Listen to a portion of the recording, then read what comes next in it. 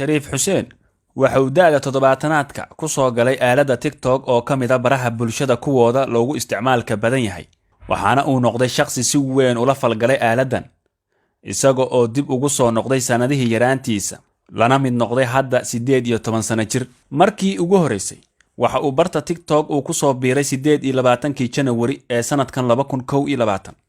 Wuxuu bartiisa soo geliyay in ka badan 500 oo muuqaal. Hadda waxa uu haystaa in ka badan 202,000 oo followers ah, 1.3 milyan oo like ah, iyo sidoo kale 9,950 qof oo isaga uu raacay ama uu follow gareeyay. Muuqaalkiisii ugu horeeyay ee uu soo dhigay wuxuu ahaa qasiido nabi amaan, wuxuuna maalmihiisii ugu horeeyay xoogga saaray soo gudbinta iyo faafinta diinta iyo in uu dhalinyarada ka wacyigeliyo fasahaadka TikTok, balse horey ayay Soomaalidu ugu maamaahday biyo ka badan waa ay ku qaadaan. Shariif Xuseen oo ah awoowe ayaa qolka uu ka degan yahay gurigiisa mar walba muuqaalo ka kooban ku soo bandhigi jiray.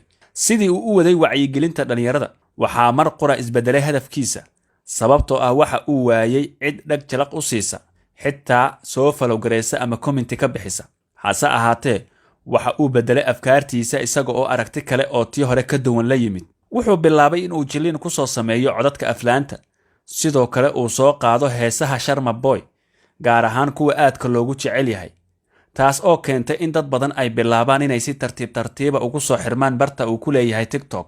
Wuxuu dareemay in markan uu sare u socdo, waxaana uu isna bilaabay in uu ka baxo xayndaabkii odaynimada. 70 jirkiina sanadihiisa hoos ayay soo aadeen ilaa uu ka soo gaaro halka uu hadda joogo oo hadda u dhiganta 18 sano jir. Dhalinyaro reer TikTok ayaa ku booqday halkii uu deganaa, waana safarkiisa cusub meesha uu ka soo bilaabay. Waxa uu kala kulmay dhiirigelin iyo sidoo kale inay gacmo furan ugu soo dhaweeyaan waalida TikTok, wuxuuna isna isdareensiiyey in weli dunida ay u baahan tahay, iskana iloobo waqtiga iyo nolosha dhabta ah ee uu marayo. Tusbixii uu watay waa uu tuuray, wuxuu xiiray garkii, sidoo kalena madaxii cilaanka u marsanaa ee ay haybadda ka muuqatay waxaa lagu xardhay madoobayso. Hadda waaba kan Shariif Xuseen oo noqday nin aad u dhalinyar. Ku darsoo Shariifka wuxuu la yimid qoobka ciyaar, jacayl jilis, tamashleen iyo ciyaaraha disco. Laakiin Shariifka si kasta uu u bedelay muuqaalkiisa weli ma aanu bedelin qalbigiisa, oo waxaa la rumaysan yahay mar uun in uu ku soo laaban doono hadafkiisii hore iyo faafinta diinta iyo sidoo kale in uu dhalinyarada wacyigeliyo. Haddii TikTok uu bedelay duqaydii, bal ka waran dhalinyaradii. Aaladdan oo sabab u noqotay fadeexado isdaba joog ah oo maalmahan soconaysay looguna gafayay gabdhaheena Soomaaliyeed ayaa hadda u baahan in si weyn looga wacyigeliyo bulshada.